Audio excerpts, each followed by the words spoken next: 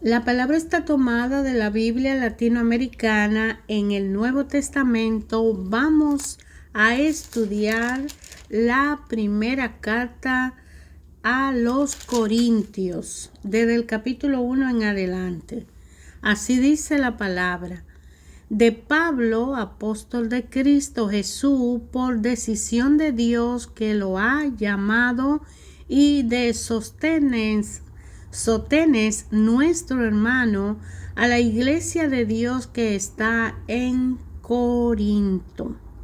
A ustedes que Dios santificó en Cristo Jesús, pues fueron llamados a ser santos con todo aquello que por toda parte invocan el nombre de Cristo Jesús, Señor nuestro, y de ellos. Reciban bendición y paz de Dios Padre y de Cristo Jesús el Señor. Doy gracias sin cesar a mi Dios por ustedes y por la gracia de Dios que le ha sido otorgada en Cristo Jesús. Pues en Él han llegado a ser ricos de mil maneras, recibiendo todos los dones de palabras y de conocimiento, a medida que se afianzaba entre ustedes el mensaje de Cristo. No le falta ningún don espiritual y solo esperan la venida gloriosa de Cristo Jesús, nuestro Señor. Él lo mantendrá firme hasta el fin, para que estén sin tachas el día en que venga Cristo Jesús, nuestro Señor. Dios es fiel, el que lo ha llamado a esta comunión con su Hijo Jesucristo, nuestro Señor. Les ruego, hermanos, en nombre de Cristo Jesús, nuestro Señor, que se pongan todos de acuerdo y terminen con las divisiones, que encuentran un mismo modo de pensar y los mismos criterios. Personas de la casa de Chloe me han hablado de que hay rivalidades entre ustedes. Puedo usar estas palabras, ya que uno dice yo soy de Pablo y otro yo soy de Apolo, o yo soy de Cefa, o yo soy de Cristo. ¿Quieren dividir a Cristo? ¿Acaso fue Pablo crucificado por ustedes o fueron bautizados en el nombre de Pablo? Doy gracias a Dios de no haber bautizado a ninguno de ustedes, a excepción de Crispo y Gallo, pues así nadie podrá decir que fue bautizado en mi nombre. Perdón, también bauticé a la familia de Estefanas. Fuera de esto no recuerdo haber bautizado ningún otro. De toda manera, no me envió Cristo a bautizar, sino a proclamar el Evangelio, y no con discurso sofisticado, pues entonces la cruz de Cristo ya no tendría sentido. Porque el lenguaje de la cruz resulta una locura para los que se pierden, pero para los que se salvan, para nosotros es poder de Dios. Ya lo dijo la Escritura: destruiré la sabiduría de los sabios y haré fracasar las pericias de los instruidos. Sabios entendidos, teóricos de este mundo, ¿cómo quedan puestos? Y la sabiduría de este mundo, Dios la dejó como loca, pues el mundo con su sabiduría no reconoció a Dios cuando ponía por obra su sabiduría. Entonces a Dios le pareció bien salvar a los creyentes con esta locura que predicamos. Mientras los judíos piden milagros y los griegos buscan el saber, nosotros proclamamos a un Mesías crucificado para los judíos. ¡Qué escándalo! Y para los griegos, ¡qué locura! Pero para los que Dios ha llamado, judíos o griegos, este Mesías es fuerza de Dios y sabiduría de Dios. Pues las locuras de Dios tienen más sabiduría que los hombres, y la debilidad de Dios es más fuerte que los hombres. Fíjense, hermanos, en ustedes, los elegidos de Dios. ¿Cuántos de ustedes tienen el saber humano o son de familia noble e influyentes? Dios ha elegido lo que el mundo considera necio para avergonzar a los sabios, y ha tomado lo que es débil en el mundo para confundir lo que es fuerte. Dios ha elegido lo que es común y despreciado en este mundo, lo que es nada, para reducir a la nada lo que es, y así ningún mortal podrá alabarse a sí mismo ante Dios. Por gracia de Dios, ustedes están en Cristo Jesús. Él ha pasado a ser sabiduría nuestra, venida de Dios, y nuestro mérito y santidad, y el precio de nuestra libertad. Así está escrito: el que se gloríe en el Señor. Pues yo, hermano, cuando fui a ustedes para darle a conocer el proyecto misterioso de Dios, no llegué con oratoria ni grandes teorías. Con ustedes decidí no conocer más que a Jesús, el Mesías, y un Mesías crucificado. Yo mismo me sentí débil ante ustedes, tímido y tembloroso. Mis palabras y mi mensaje no contaron con los recursos de la oratoria, sino con manifestaciones de espíritu y poder, para que su fe se apoyara no en sabiduría humana, sino en el poder de Dios. Es verdad que con los perfectos hablamos de sabiduría, pero es una sabiduría que no procede de este mundo ni de sus cabezas, ya que han sido eliminados. Enseñamos el misterio de la sabiduría divina, el plan secreto que estableció Dios desde el principio para llevarnos a la gloria. Esta sabiduría no fue conocida por ninguna de las cabezas de este mundo, pues de haberla conocido no habrían crucificado al Señor de la gloria. Recuerden las Escrituras: ni ojo vio, ni oído oyó, ni por mente humana ha pasado las cosas que Dios ha preparado para los que los aman.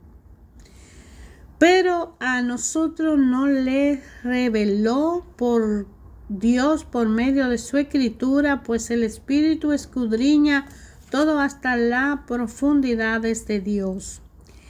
En efecto, nadie nos conoce como nuestro espíritu, porque está en nosotros. De igual modo, solo el Espíritu de Dios conoce las cosas de Dios, y nosotros no hemos recibido el espíritu del mundo, sino el Espíritu que viene de Dios, y por él entendemos lo que Dios nos ha regalado.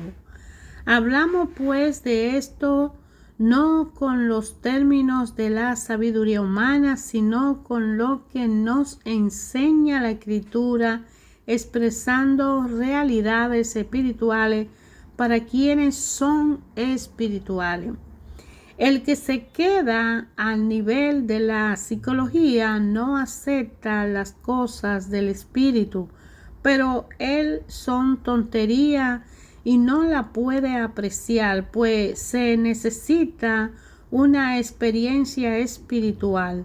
En cambio, el hombre espiritual lo juzga todo y a él nadie lo puede juzgar.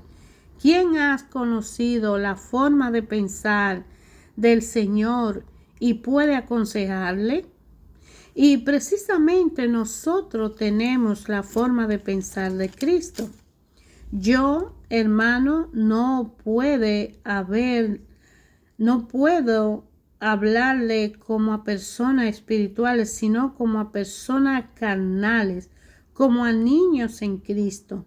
Le di leche y no alimento sólido, porque no estaba a su alcance, ni siquiera ahora, pues continúan siendo carnales. ¿No hay rivalidades y envidia entre ustedes? Entonces, ¿son carnales o se portan como la otra gente? Mientras uno dice yo soy de Pablo y otro yo soy de Apolo, ¿no son ustedes gente común y corriente? ¿Qué es Apolo? ¿Qué es Pablo? Son servidores que recibieron de Dios dones diferentes y por medio de los cuales ustedes llegaron a la fe. Yo planté, Apolo regó, pero el que hizo crecer fue Dios. De modo que el que planta no es algo, ni tampoco el que riega, sino Dios que hace crecer. El que planta y el que riega está en la misma situación, y Dios pagará a cada uno según su trabajo. Nosotros trabajamos con Dios y para Él, y ustedes son el campo de Dios y la construcción de Dios. Yo puse los cimientos como buen arquitecto, pues recibí ese talento de Dios, y otros construyeron encima, que cada uno, sin embargo, se pregunte cómo construye encima. Pues nadie puede cambiar la base, ya están puestas y es Cristo Jesús. Sobre este cimiento se puede construir con oro, plata, piedra preciosa, madera, caña o paja. Un día se verá el trabajo de cada uno. Se hará público en el día del juicio, cuando todo sea probado por el fuego. El fuego pues probará la obra de cada uno. Si lo que ha construido resiste al fuego, será premiado. Pero si la obra se convierte en ceniza, el obrero tendrá que pagar. Se salvará, pero no sin pagar, sin pasar por el fuego. ¿No saben que son templo de Dios y que el Espíritu de Dios habita en ustedes? Si algunos destruye el templo de Dios, Dios lo destruirá a él. El templo de Dios es sagrado y ese templo son ustedes. Que nadie se engañe.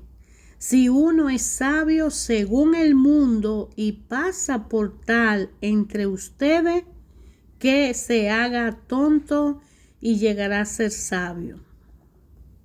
Porque la sabiduría de este mundo es tontería a los ojos de Dios.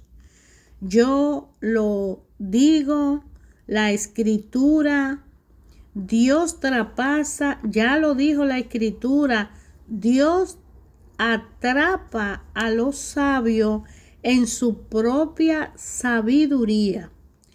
Y también el Señor conoce los argumentos de los sabios y sabe que no valen nada.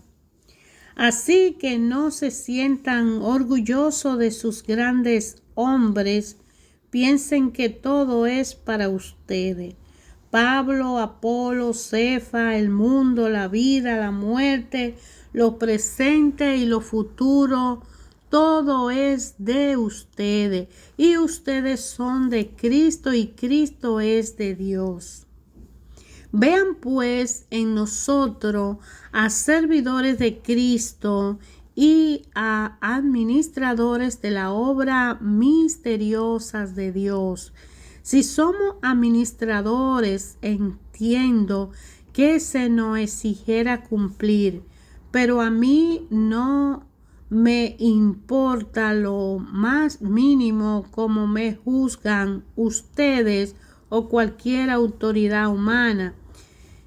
Y tampoco quiero juzgarme a mí mismo, a pesar de que no veo nada que reprocharme. Eso no basta para justificarme. El Señor me juzgará. Por lo tanto, no juzguen antes de tiempo. Esperen que venga el Señor. Él sacará a la luz lo que ocultaban las tinieblas y pondrá en evidencia las intenciones secretas. Entonces cada uno reciba de Dios las alabanzas que se merece. Con esta comparación, hermano, me refería a Apolo y a mí. Aprendan a no valerse de uno a costa de otro para engreírse. ¿Será necesario que se fijen en ti? ¿Qué tiene que no hayas recibido? Y si lo has recibido, ¿por qué te alaba a ti mismo como si no lo hubieras recibido? Pero, ¿qué hacer? ¿Qué hacer? Ustedes ya son ricos, están satisfechos y se sienten reyes sin nosotros. Ojalá fueran reyes, así no darían un asiento a su lado, porque me parece que a nosotros los apóstoles Dios nos ha colocado en el último lugar. Como condenado a muerte, somos un espectáculo divertido para el mundo, para los ángeles y para los hombres. Nosotros somos unos locos por Cristo. Ustedes tienen la sabiduría cristiana. Nosotros somos débiles y ustedes fuertes. Ustedes son gente considerada y nosotros despreciados. Hasta el presente pasamos hambre, sed, frío y somos abofeteados y nos mandan a otra parte. Nos cansamos, trabajamos con nuestras manos. Si nos insultan, bendecimos. Nos persiguen y lo soportamos todo. Nos calumnian y confortamos a los demás. Ya no somos sino la basura del mundo y nos pueden tirar al basural. No le escribo esto para avergonzarlo, sino para amonestarlo como a hijo muy querido. Pues aunque tuvieran 10,000 monitores de vida cristiana, no pueden tener muchos padres. Y he sido yo quien les transmitió la vida en Cristo Jesús por medio del Evangelio. Por lo tanto, le digo, sigan mi ejemplo. Con este fin le envío a Timoteo, mi querido hijo, hombre digno de confianza en el Señor. Él les recordará mis normas de vida cristiana, la misma que enseño por toda parte y en todas las iglesias.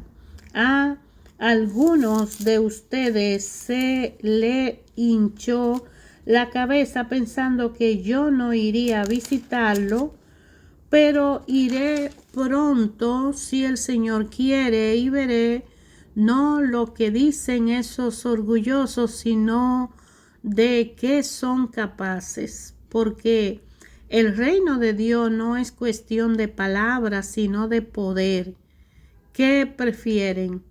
¿Que vaya con un palo o con amor y amabilidad?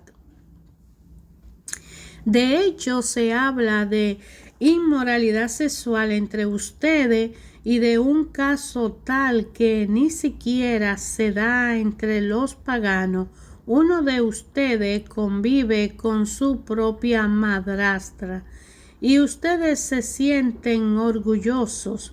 Más bien tendrían que estar de duelo y expulsar de entre ustedes a ese pecador. Sepan que ya he juzgado al culpable como si estuviese presente, pues estoy ausente en el cuerpo, pero presente en espíritu.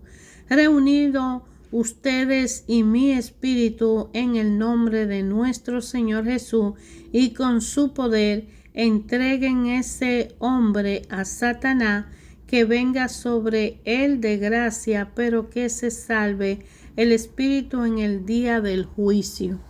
¿No es este el momento de sentirse orgullosos? ¿No saben que un poco de levadura hace fermentar toda la masa? Echen fuera la vieja levadura y purifíquense ustedes, han de ser una masa nueva. Pues si Cristo es para nosotros la víctima pascual, ustedes son los panes sin levadura. Entonces basta ya de vieja levadura, la levadura del mal y del vicio, y celebren la fiesta con el pan sin levadura, que es pureza y sinceridad. En mi carta le decía que no tuvieran trato con la gente de mala conducta. Por supuesto que no me refería a los no cristianos que practican el libertinaje sexual, a los que quieren tener siempre más, o los que se aprovechan de los demás, o a los que adoran a los ídolos. De ser así, ustedes tendrían que salir de este mundo. Yo le decía que no tuvieran trato con quienes, llamándose hermanos, se convierten en inmorales, explotadores, adoradores de ídolos, chismosos, borrachos o estafadores. Ni siquiera deben comer con ellos. Yo no tengo por qué juzgar a los que están fuera, pero ¿no son ustedes quienes deben juzgar a los que están dentro? Dejen que Dios juzgue a los que están afuera, pero ustedes saquen al perverso de entre ustedes. Cuando alguien de ustedes tiene un conflicto con otro hermano, ¿cómo se atreve a ir ante jueces paganos en vez de sostener el caso a miembros de la iglesia? ¿No saben que un día nosotros, los santos, juzgaremos al mundo? Y si a ustedes le corrompe juzgar al mundo, si le corresponde juzgarlo, ¿serán incapaces de juzgar asuntos tan pequeños? ¿No saben que juzgaremos a los ángeles? ¿Y por qué no entonces los problemas de cada día? En esos asuntos deberían poner de jueces a los últimos de la comunidad. ¡Qué vergüenza! Así entre ustedes no hay ni un solo entendido que pueda ser de árbitro entre hermanos, pero no un hermano de demanda a otro hermano y llevar a la causa ante paganos. De todo modo, ya es una desgracia que haya entre ustedes pleitos, pero ¿por qué no mejor soportar la injusticia? ¿Por qué no aceptar perder algo? Al contrario, son ustedes que cometen injusticia y perjudican a otros que además son hermanos. ¿No saben acaso que los injustos no heredarán el reino de Dios? No se engañen, ni los que tienen relaciones sexuales prohibidas, ni los que adoran a los ídolos, ni los adúlteros, ni los homosexuales, y los que solo buscan el placer, ni los ladrones, ni los que no tienen nunca bastante, ni los borrachos, ni los chismosos, ni los que se aprovechan de los demás, heredarán el reino de Dios. Tal fue el caso de algunos de ustedes, pero han sido lavados, han sido santificados y rehabilitados por el nombre de Cristo Jesús el Señor y por el Espíritu de nuestro Dios. Todo me está permitido, pero no todo me conviene. Todo me está permitido, pero no me haré esclavo de nada. La comida es para el estómago y el estómago para la comida. Tanto el uno como el otro son cosas que Dios destruirá. En cambio, el cuerpo no es para el sexo, sino para el Señor, y el Señor es para el cuerpo. Y Dios, que resucitó al Señor, ¿nos resucitará también a nosotros con su poder? ¿No saben que su cuerpo son miembros de Cristo? ¿Puedo entonces tomar sus miembros a Cristo para hacerlo miembro de una prostituta? Ni pensarlo, pues ustedes saben muy bien que el que se une a una prostituta se hace uno solo, en un solo cuerpo con ella. La Escritura dice, los dos serán una sola carne. En cambio, el que se une al Señor se hace un solo espíritu con Él. Huyan de las relaciones sexuales prohibidas. Cualquier otro pecado que alguien cometa queda fuera de su cuerpo, pero el que tiene esas relaciones sexuales peca contra su propio cuerpo. ¿No saben que su cuerpo es templo del Espíritu Santo que han recibido de Dios y que está en ustedes? Ya no se pertenecen a sí mismos. Ustedes han sido comprados a un precio muy alto. Procuren pues que sus cuerpos sirvan a la gloria de Dios. Hermanos, ayer, hoy, siempre, a través de su palabra, Dios Padre habla a nosotros, cada uno de nosotros, directamente a nuestra vida y a nuestra existencia. Algunos hablan de los primeros cristianos como si hubieran sido modelo de todas las virtudes. La primera carta a los Corintios nos mostrará que esos creyentes de los primeros tiempos tenían como nosotros sus debilidades y vayas que muchas debilidades, y que la fe no habían suprimido el peso de las relaciones, de las realidades humanas.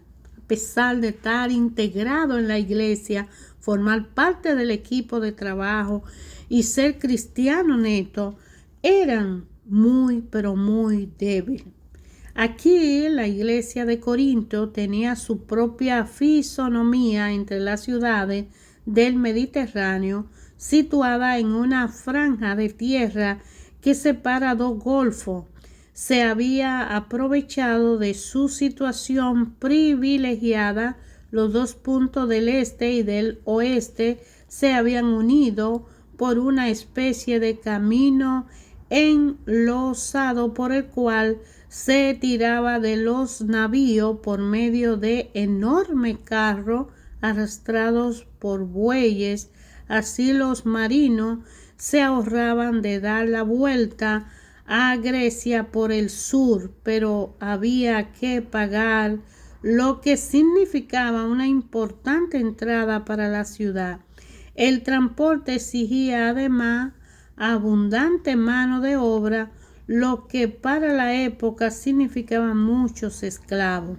La ciudad poseía desde muy antiguo un santuario consagrado a Afrodita, la diosa del amor, según los griegos, en cuyo derredor se desarrollaba, y para eso había plata, una prostitución que de sagrada no tenía más que el nombre. En tiempo de Pablo, las prostitutas se contaban por millares. Por último, muy cerca de Corinto se celebra cada 2 años competencia deportiva parecida a los Juegos Olímpicos actuales. Estas atraían grandes multitudes. Se advertirán en estas 2 cartas de Pablo alusiones muy claras a estos diferentes aspectos de Corinto: el dinero, la esclavitud, la prostitución y los juegos del estadio. En Corinto, judíos y paganos convertidos en Pablo formaban una iglesia dinámica, aunque poco ordenada, de manera que Pablo aquí hace una mención a recordar que cuando estamos integrados en una comunidad religiosa, nosotros no pertenecemos al párroco o al pastor de esa iglesia. Nosotros pertenecemos a Cristo, incluyéndolo a Él, porque Él está ayudando a sembrar las bases que Dios permite que a través de Él y elegido para formar la base en nosotros, Cristo pueda crecer y permanecer dentro de nosotros. Pero una vez que aceptamos esa realidad en nuestra vida, debemos abandonar al hombre viejo que existió en nosotros, y de manera que no solo la iglesia primitiva está haciendo esto en este tiempo de Pablo, sino que hoy día, en este tiempo presente, la envidia, el egoísmo, la codicia y la ambición, también y muchas más situaciones difíciles vemos manejarse en nuestras comunidades, pero cada uno de nosotros está llamado a ser santo, a ser perfecto, en respeto a aquel dolor que el Hijo de Dios sufrió en el camino al Calvario con una cruz a cuesta por cada uno de nosotros. Nuestro cuerpo ha de llamarse un cuerpo donde habita el templo del Espíritu Santo de Dios, del Hijo, porque el Hijo da su cuerpo por el cuerpo de nosotros. Entonces, nuestro cuerpo debe respetarse, porque cuando le clavaron aquella espada en el costado al Señor Jesús, brotó agua y sangre que se derramó como un torrente. Cuando le pusieron aquella corona de espinas al Señor Jesús, los pensamientos de nuestra cabeza fueron crucificados en esa cruz para purificarlo contra el hermano que forma parte del cuerpo de Cristo. No podemos, ni somos quienes para juzgarlo, ni para juzgar al pastor, ni al sacerdote, ni al presbítero, ni a los que nos dirigen. Ellos tienen su cuenta directa con Dios y Dios con ellos. Nosotros tenemos una responsabilidad con nosotros y con Dios, y es a rendirle a Dios por Dios y para Dios, en respeto a ese Señor Jesucristo, que nunca vamos a tener con qué pagar la gracia de esa salvación. Cuando expiró, hecho está, en tu mano encomiendo mi espíritu, mi vida tuvo en la mano del Señor hoy para ser glorificado y en la suya, y en la de ellos, en la de nosotros, en la de todos, ayer, hoy y siempre. Dios Padre habla a través de su palabra. Y si no es así, pregúntele al Espíritu Santo cuando usted abre la Biblia y usted va a leer. Pregúntele si no es así.